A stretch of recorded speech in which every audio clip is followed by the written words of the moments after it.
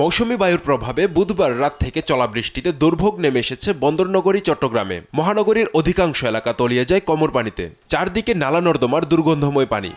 অথচ চট্টগ্রাম নগরীর জলাবদ্ধতা নিরসনে 14,387 কোটি টাকার 4টি প্রকল্পের কাজ চলছে। এর মধ্যে 2টি বাস্তবায়ন করেছে চট্টগ্রাম উন্নয়ন কর্তৃপক্ষ, একটি পানি উন্নয়ন বোর্ড, অপরটি সিটি কর্পোরেশন।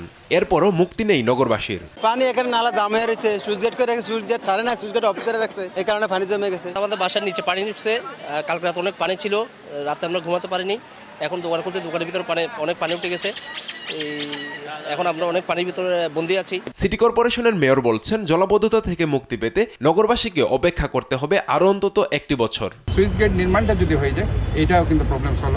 আমি পানি উন্নয়ন বোর্ডের সাথে কথা বলেছি, পানি উন্নয়ন বোর্ড আশ্বস্ত করেছে আগামী বছরের জানুয়ারিতে তারা এই কাজগুলো শেষ করে দিতে পারবে।